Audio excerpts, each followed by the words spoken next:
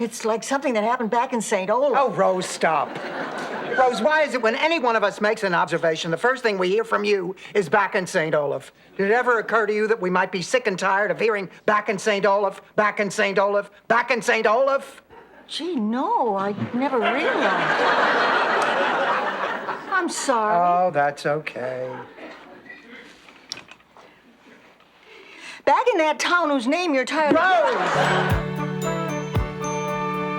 When I think of my father, I always picture him pulling a giant tuna up Main Street. Well, who doesn't, Rose? It wasn't a real tuna. It was made of chrysanthemums. It was the float in the Founders' Day parade. You probably don't know this, but my hometown was founded by Heinrich von Anderdrönen. The first man to ever can tuna in its own natural juices. Anyway, it was the 50th anniversary celebration of the founding of our town. My father was chosen to pull the float. He thought it was because he had the newest tractor, but actually it was because he was the only one small enough to fit into the mayonnaise jar costume. I'll never forget the moment we caught sight of him turning off a sycamore onto Elm.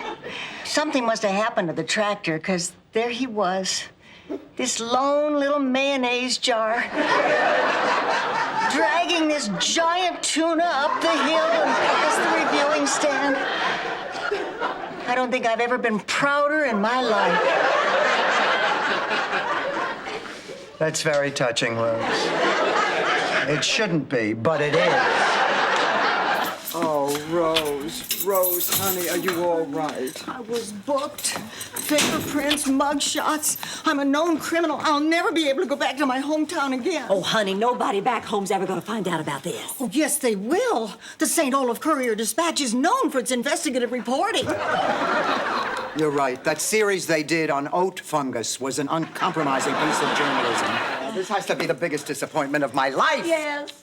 Yeah, and I've known some real disappointment, too, believe me. Rose, you're not going to tell us that story about the exploding pig again, are you? I never told you a story about an exploding pig, Dorothy. It was a peg-legged pig. Our possum was the one that exploded. Forgive me, Rose. There have been so many possum explosions lately, it's hard to keep track.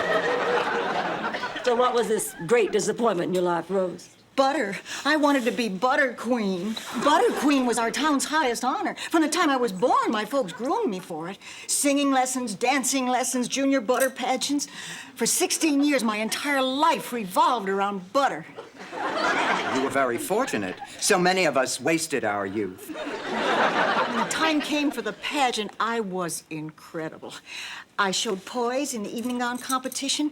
I was brilliant in the oral butter quiz. They couldn't even trip me up with a trick margarine question.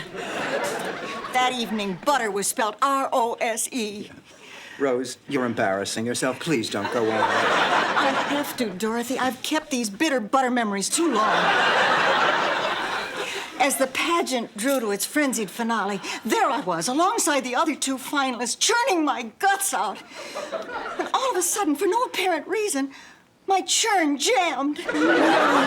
Yes. And just like that, it was over. I'd lost. It was the biggest disappointment in my life. It was small consolation to find out years later there had been churn tampering involved. I wrote the fight song for our high school. Onward, St. Olaf, they still sing it. Onward, St. Olaf, onward we go. Onward and onward, St. Olaf's go. Go, go, go, go, go, go, go, go. Rose, that's a...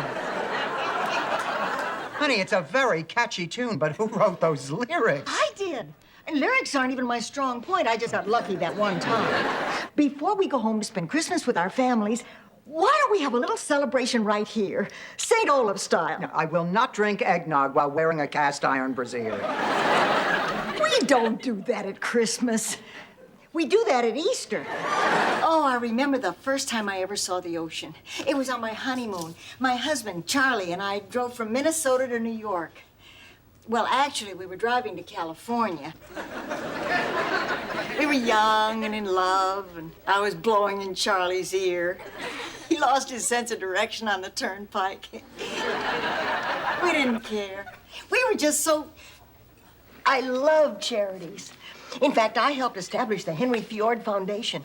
The Fjord Foundation? Yes, Dorothy, you know that's the man who built the Fjord Falcon. Henry Fjord was a saint. He dedicated his whole life to eliminating pond scum from Lake St. Olaf. His son, however, was a big disappointment. Henry Fjord Jr. He didn't want to follow in his father's footsteps. He thought scum was beneath him. Olga Fetchik was our town beautician and one of God's most unattractive creations since the aardvark. Anyway, over the years, Olga had been secretly squirreling away money for plastic surgery. Well, one day she left without telling anyone, had the surgery, and didn't return for months. Well, nobody could believe their eyes. Olga Fetchik had turned into a stunning beauty. Every man in town wanted her, and she ended up marrying St. Olaf's most handsome and eligible bachelor, dance instructor Adolf Stepp. The two of them moved back to Norway, decided to get into show business, and they became the internationally renowned Scandinavian dance team of Stepp and Fetchik.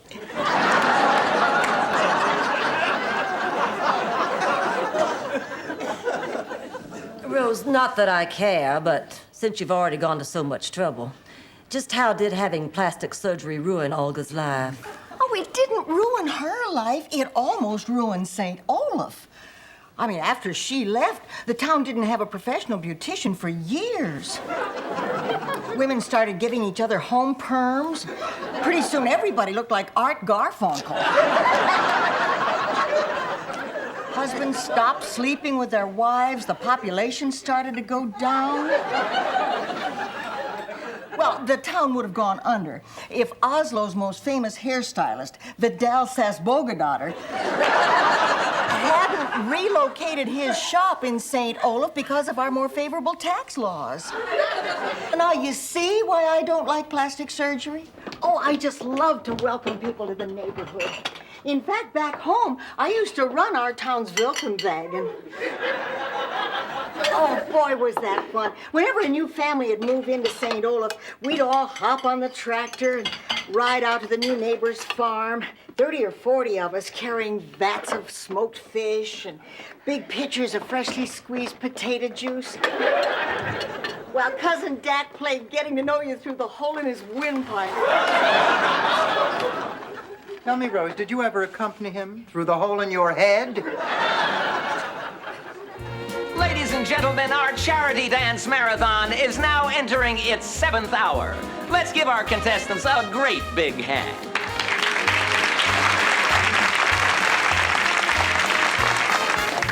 Hi, girls. How are you holding up? Oh, fine, just doing fine. Terrific. You know, this reminds me of the big dance back in St. Olaf to kick off Pretzel Week. My Uncle Gunther, after the great beer nut shortage of 29... Foul, foul! Send a judge over here. This woman is trying to put us to sleep. Believe it or not, I never had the occasion to visit St. Olaf. Really? You mean not even to change planes for St. Gustav? Oh, you can't get to St. Gustav by plane, Dorothy. You have to go by toboggan. Of course, traveling in the summer is really rough on the old hiney. But it's a great way to rack up lots of frequent tobogganer mileage. I remember when I was a little girl back in St. Olaf. There was this old lady who lived up the street. She never smiled. I mean, she always looked angry. The kids said she'd kill anyone who even stepped on her property. We used to call her Mean Old Lady Hickenlooper. Yeah, kids can be pretty cruel. No, that was her name, Mean Old Lady Hickenlooper. She had to change legally because everybody called her that. Then how come your name isn't Big Dummy? Well, there were already 3 other people in town. But that's beside the point. One day, I got up the courage to go up to Mean Old Lady Hickenlooper and ask her why she always frowned. Well, she had been born with no smiling muscles. I pointed out that a frown is just a smile turned upside down. So from then on, whenever I'd go by, she'd stand on her head and wave.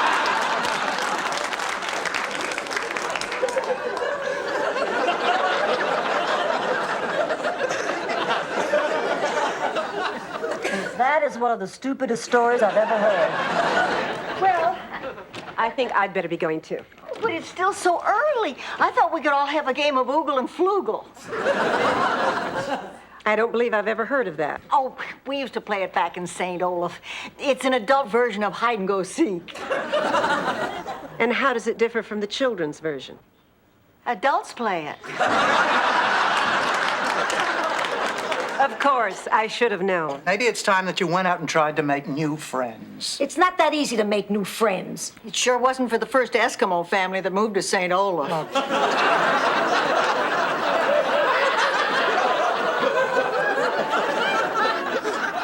Especially after they sawed a hole and went salmon fishing in the middle of the local ice skating rink. And then there was the Halloween they gave all the kids whale blubber.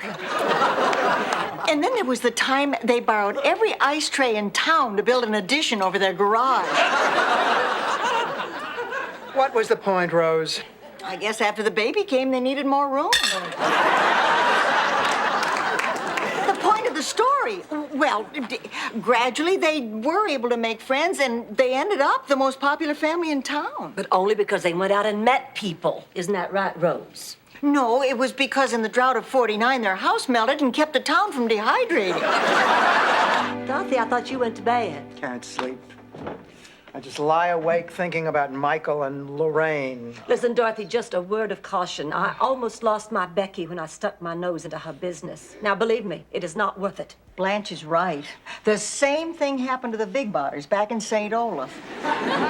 You see, Gretchen had this thing for Buddy, but Mr. Big Botter didn't approve. He did his best to keep them apart, but one day he came home early and he found Gretchen and Buddy in, how will I say it, a most indelicate situation. What did he do? Well, he yelled at them to stop, but they wouldn't, so he turned the hose on them. He turned the hose on her? Well, they were in the front yard. Wait a minute, Rose. Buddy and Gretchen weren't people, were they? Of course not. They were dogs. Gretchen was a Dalmatian and Buddy was a Schnauzer. And Mr. Big Butter wasn't too happy when he ended up with a litter of Schnalmatians.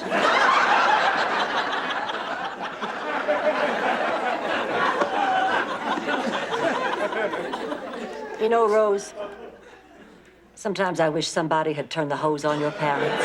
I remember one Mother's Day I spent with somebody else's mother. I was on my way back to St. Olaf. I was stuck in this little bus station. You know, I think I'd almost forgotten what real cold feels like. I guess I've gotten used to tropical weather. You here all the way from Nebraska? Miami. Miami. That closer to Omaha or Lincoln? Gee, it's great to be home. They told me in Minneapolis that I could change buses here for St. Olaf. That's right. How much is it? You want the express or the yokel? Don't you mean local? No, ma'am, I mean yokel. On the yokel, a family of first cousins plays banjo music as the passengers get on and off. Do they take requests? No? Give me the express. You got about an hour to kill. Oh.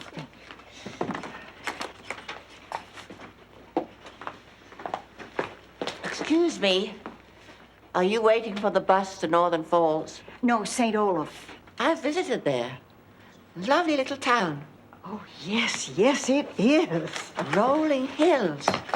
Charming homes. Yes, Full of idiots. yes. What? I never saw anything like it. Must be the water. I grew up in St. Olaf, and most of my family still lives there. Oh, no offense, dearie. I didn't say that everyone there was an idiot. It just seemed, though, that per capita they had more than their share. Oh, well, per capita, you're probably right. I just hate the idea of wasting time. I always have, ever since what happened to my neighbor in St. Olaf. Rose, are you about to educate us on the evils of wasting time by telling a long, tedious St. Olaf story? Do you know a better way? has a point, Blanche. It was back in 1955, and we had just moved into our first house right next door to Pigpen Johansson. That wasn't his real name. That was a nickname. Pigpen. No, Johansson. Anyway, Pigpen had just turned 80, and the town bylaws made him leave his job teaching driver's training at the high school. On at 80, it was about time. Well, it had nothing to do with his age. There was an old law on the books about driving with your shirt off. I once got arrested for that in Chattanooga, too. Blanche, let me ask you a question. Are you allowed to go back to Chattanooga?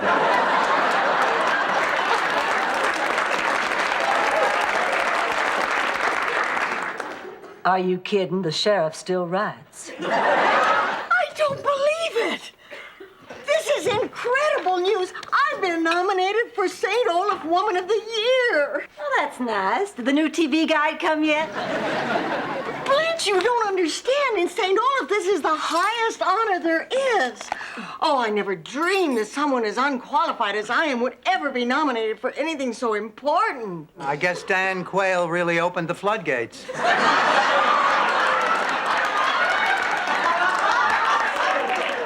Last year, Gretchen Lillehammer won for running into the burning library and saving all the books. That is amazing. How'd she do that? Well, she took 2 books in one hand and one in the other and ran like the Dickens.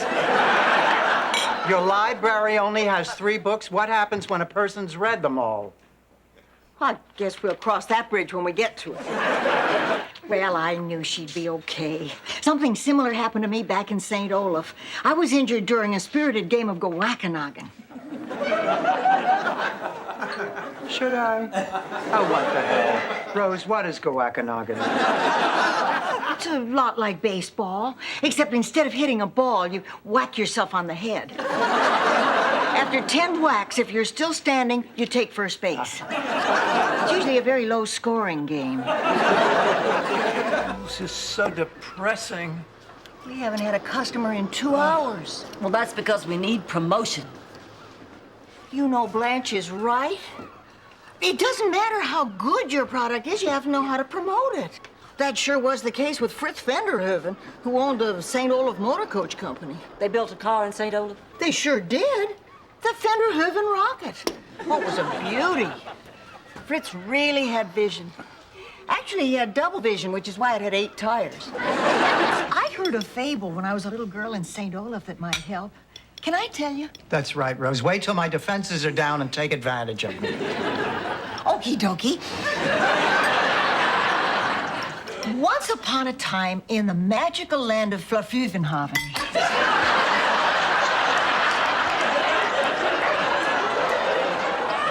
lived Tunder the mediocre tiger. He was called mediocre because there was nothing special about him. He wasn't talented, he wasn't smart, he wasn't rich, he wasn't handsome, he wasn't good at anything. If he also wore a bad toupee, she could be describing my Stanley. Anyway, it made Tunder's wife miserable that her husband was best known for being mediocre. I understand Marilyn Quayle feels the same way.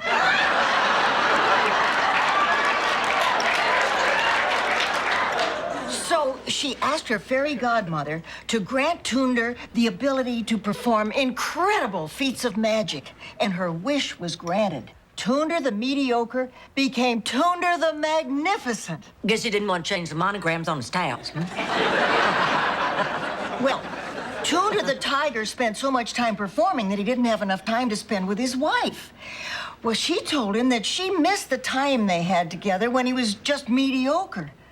So Tunder used his magic only once more, and that was to make his powers disappear. And they lived happily ever after? No, actually, she got bored and ran off with Weisblatt the weasel. That was Tunder's old business manager. They lived happily ever after. What happened to Tunder? Oh, who cares, Blanche? Hey, once you hear happily ever after, it's over. Rose, what are those pills for? The doctor prescribed them when I wrenched my back. I didn't know you'd hurt your back. Oh, it's an old farm injury from St. Olaf. Oh, I'll never forget when it happened. It was time to plant the crops, but after 17 years of pulling the plow, poor old Bessie was worn out. Well, why didn't you just get another mule? Well, Bessie wasn't a mule. She was a big fat lady who pulled farm poles for a living. For God's sake! What about tractors? Well, come on, Blanche. If she was too old to pull a plow, how could she ever pull a tractor?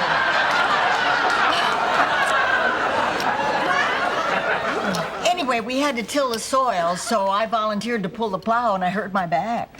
All our children were conceived on special St. Olaf holidays.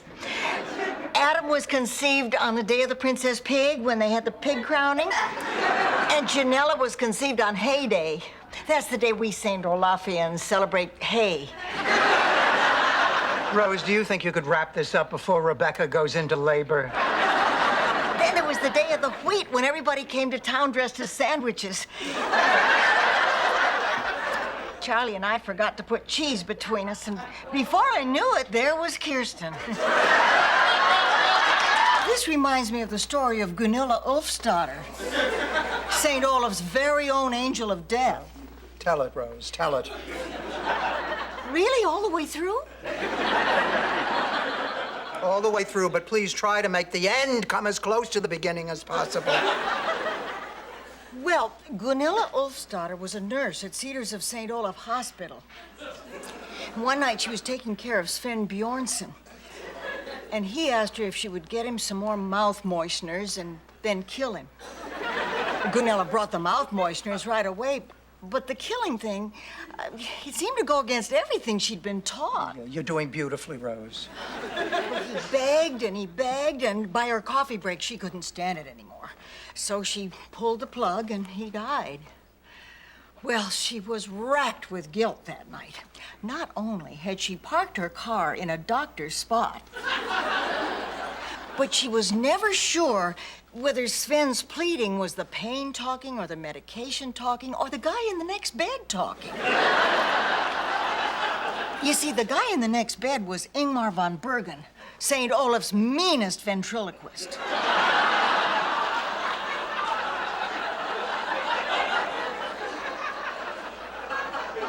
Rose, we are going somewhere with this, aren't we? I mean, if not, I'm going to cut out your tongue. Yes, Sven came back to haunt Gunilla. Since then, every Tuesday night at 10, 9 Central. You kill someone, you end up being a Rose story.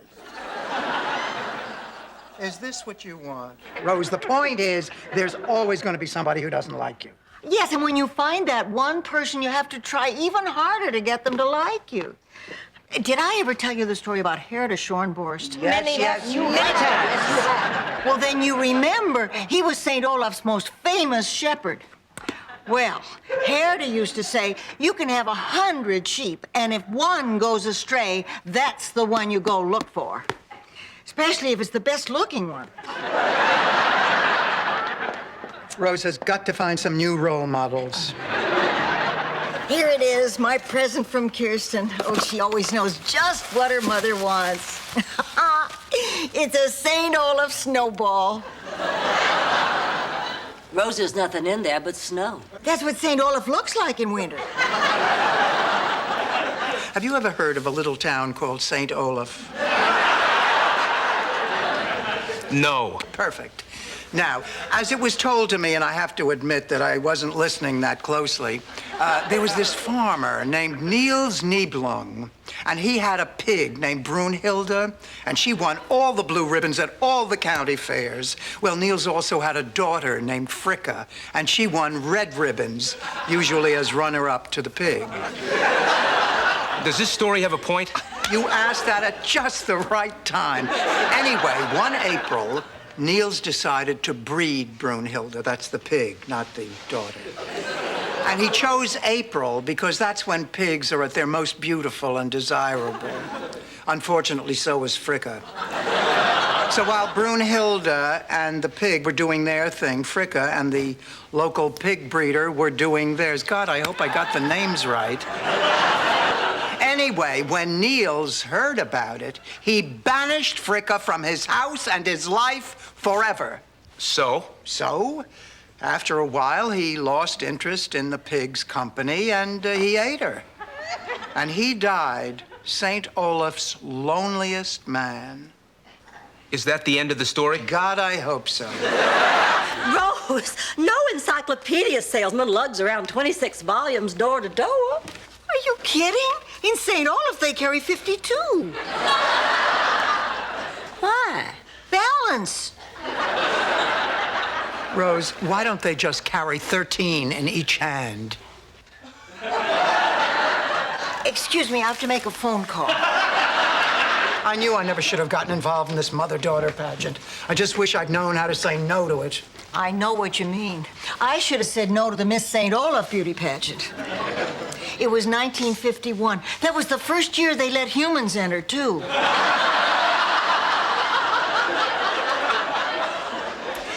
I was way ahead after the evening gown and log rolling competition.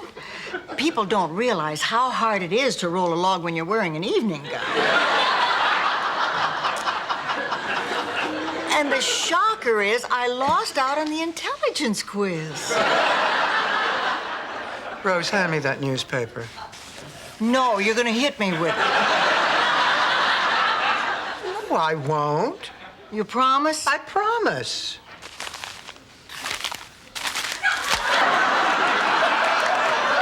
I haven't been this scared since 1952, when St. Olaf's most active volcano threatened to erupt. Well, luckily, there were some druid priests who were in town for the opening of Stonehenge land. They said they could stop it if they could sacrifice the town's dumbest virgin. I don't know why I raised my hand. It must have just been the excitement of the moment. But they said the only way to prevent the eruption was for me to crawl through their legs up the volcano while they gave me my birthday wax. Well, and you're not going to believe this. It turns out they weren't druid priests at all. Just a bunch of Shriners looking for a good time. It's a scary story, Rose. This is terrible. I was raised to hate communists. I remember in the early 50s when McCarthy came to St. Olaf to speak in the town square. I was never so moved by a public speaker. Although some people thought he was a puppet for the right wing. No, wait, that was Charlie McCarthy. I'd have put money on that. But still, St. Olaf's town motto was better Ned than Red. Ned was sort of the town idiot. When, on your days off? There was a time in my life when I wanted to leave St. Olaf. I just didn't feel it was big enough for me. I had my eye on the Great White Way. So I went to St. Gustav, the city that never naps. That first night, I walked around in amazement. They had their own photomat. Of course, it wasn't as large as the photomats you see today. Now, here's the scary part. Suddenly, I realized I was this frightened little girl alone in the big city. It started to rain, and I stood there in the middle of the town square and cried. There I was, drenched. And someone yelled out, "Hey, don't you have enough sense to come in out of the rain?" But then it hit me. When I went home to St. Olaf, I passed on this bit of street smart savvy. The next thing you know, in St. Olaf, the in thing was coming in out of the rain. I was the town celebrity until the phrase, "Watch out for that tractor," caught on. Back in St. Olaf, there was a shepherd boy who tended his flock on the hill above the town. A wolf kept coming down and stealing his sheep, but the boy never caught him doing it. Because he never saw it happening, he became known around St. Olaf as the boy who didn't cry wolf.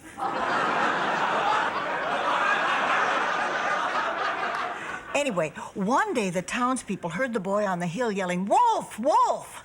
Well, they all figured if the boy never cried wolf when the wolf was there, if he yelled wolf now, it stood to reason the wolf wasn't there. Boy, nothing gets by you people. Damn straight, it was a bear.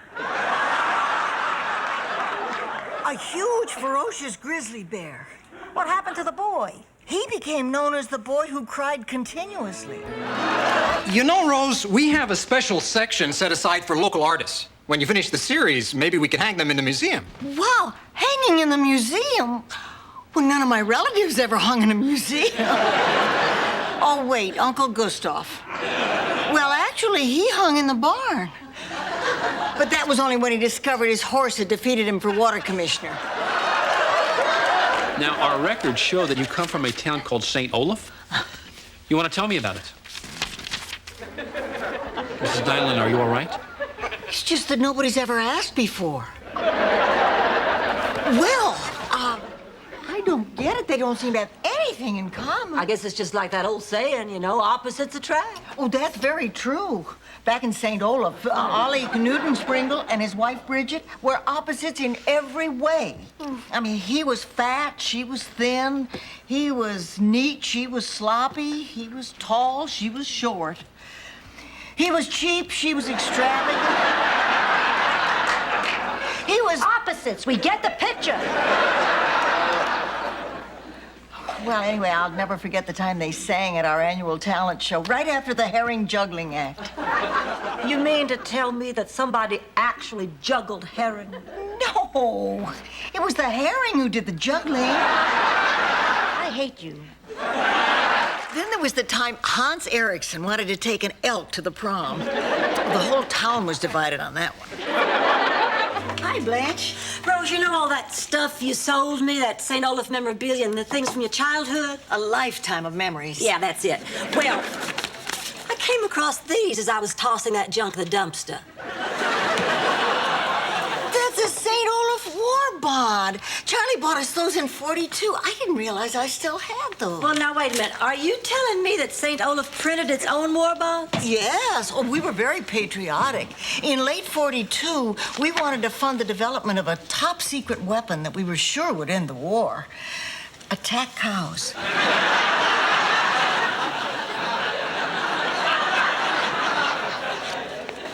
Take me now, Lord. We had a gigantic black hole back in St. Olaf. Oh, God. On Main Street, right in front of the courthouse, where Charlie and I got our marriage license and our permit to have kids. Oh, it was a lovely hole. Everybody in town would stand around and look in it. And they say Hollywood is the entertainment capital of the world.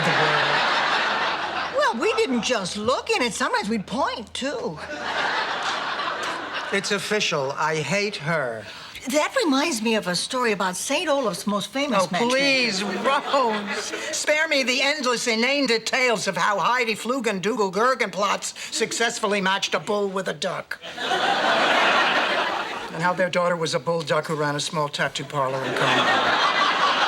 The last time I had courage, I confronted Lucan Ulfnuner, St. Olaf's moodiest plastic surgeon.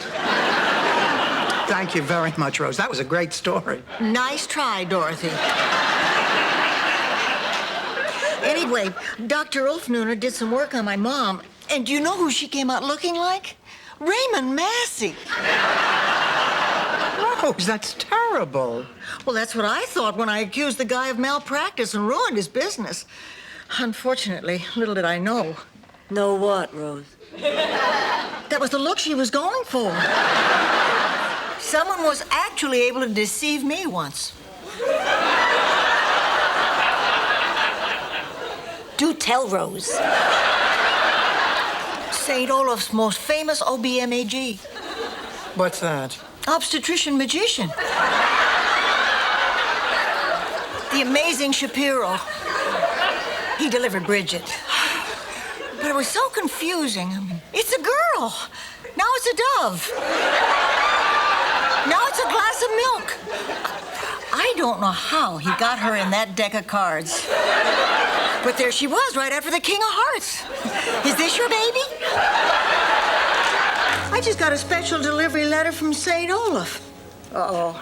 It's from the Department of Water and Coffee.